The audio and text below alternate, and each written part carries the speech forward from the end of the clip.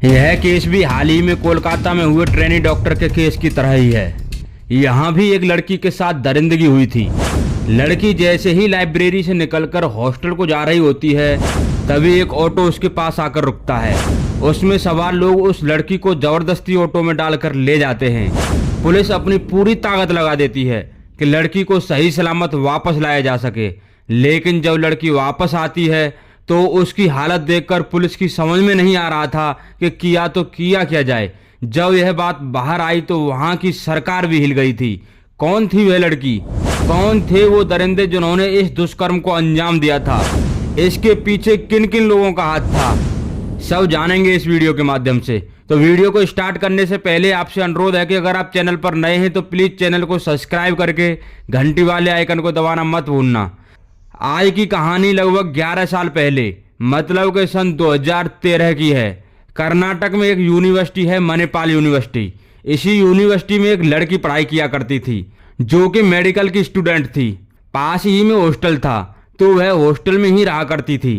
College में अक्सर students classes के बाद लाइब्रेरी में पढ़ाई किया करते हैं, क्योंकि वहाँ सारी बुक्स उपलब्ध होती हैं और पढ़ाई का एक माहौल सा भी बन जाता है। तो ऐसे ही यह लड़की भी वहाँ की लाइब्रेरी में लेट नाइट तक पढ़ा करती थी। तो ऐसे ही एक दिन अपनी पढ़ाई करने के बाद करीब रात के 11 बजे वह अपने हॉस्टल के लिए निकलती है। तभी 3 लड़के उसे जबरन ऑटो में डालकर ले जाते हैं। जब खींचतान हो रही होती है तो वह चिल्ला रही थी। लाइब्रेरी के गार्ड जब तक वहां पहुंचे तब तक वह उस लड़की को लेकर भाग गए थे। गार्ड ने तुरंत पुलिस को कॉल लगाकर वहां पर हुई घटना से अवगत कराया। पुलिस तुरंत मौके पर पहुंचती है। पुलिस अपनी कार्यवाही में लग जाती है। वो उस लड़की का नंबर लेते हैं और उसे ट्रैकिंग पर लगा देते हैं। साथ ही उन्होंने वहां पर लगे सीसीटीवी कैमरों को भी खंगालना शुरू कर दिया। उसमें साफ साफ दिख रहा था कि कैसे 3 लोग उस लड़की को जबरदस्ती ऑटो में डालकर ले गए हैं। पुलिस अपना पूरा जोर लगा रही थी कि कैसे भी लड़की का पता लगाया जा सके, उसे सही सलामत वापस लाया जा सके। लेकिन पुलिस की सारी कोशिशें बेकार जाती दिख रही थी। वो उस लड़की का पता लगा ही नहीं पा रहे थे। तभी रात के करीब 3 बजे, मतलब कि घटना के तकरीबन 4 घंटे बाद, उस लड़की की रूममेट का पुलिस को कॉल आता है। वह बताती है कि पीड़िता रूम में वापस आ चुकी है। पुलिस तुरंत हॉस्टल पहुंचती है। जैसे ही वह लड़की की हालत को देखते हैं, उनके भी हाथ पैर फूल जाते हैं। लड़की इतनी डरी हुई थी कि जब उससे पूछताछ की जाती है तो वो ढंग से बता ही नहीं पा रही थी। पुलिस वाले सारी स्थिति को समझ चुके थे। वह लड़की को जैसे तैसे समझाकर मेडिकल के लिए भेज देते हैं। मेडिकल के बाद पता चलता है कि उस लड़की के साथ गैंग रेप हुआ है। कुछ दिनों बाद लड़की जब थोड़ा होश में आती है तो वह बताती है कि वह लोग उसे एक सुनसान जगह पर ले गए थे। वहां जाकर तीनों दरिंदों ने उसके साथ दरिंदगी की है। वह बताती है कि वह उनसे छोड़ने की भीख मांगती रही, गिड़गिड़ाती रही, पर उन दरिंदों ने उसे नहीं छोड़ा। जगह इतनी सुनसान थी कि मेरे चीखने चिल्लाने के बाद भी वहां कोई सुनने वाला नहीं था। और जब उन लोगों का मन भर गया तब वो उसे हॉस्टल छोड़ गए थे। फिर जैसे तैसे वह उन लोगों का स्केच बनवाती है। अब पुलिस के हाथ में एक लीड लगी थी। पुलिस उन स्केचों को सभी जगह सर्कुलेट करती है। अपने सारे खबरियों को भी काम पर लगा देती है।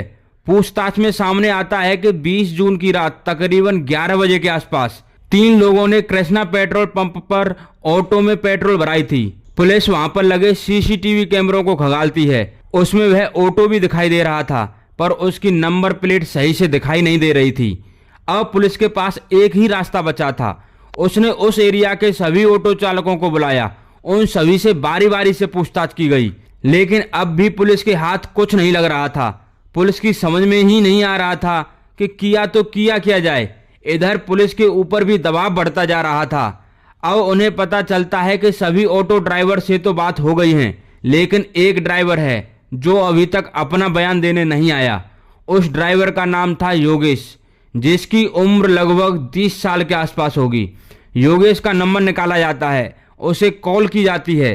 पता चलता है कि वह वहां है ही नहीं। इस बीच पुलिस उस नंबर की CDR भी निकलवाती है तो पता चलता है कि उसका नंबर उस रात क्राइम सीन पर एक्टिव था। पुलिस को अब पहला संदिग्ध मिल चुका था। इधर योगेश शहर छोड़कर जाने की फिराक में था। पुलिस उसे धर दबोच लेती है। अब तक उसे भी एहसास हो चुका था कि उसने गलत काम किया है। इस काम की कोई माफी नहीं है, इसीलिए वह मरने जा रहा था, पर पुलिस ने उसे पहले ही पकड़ लिया। पूछताछ में उसने बताया कि वह 3 लोग थे, योगेश, हरिप्रसाद और आनंद।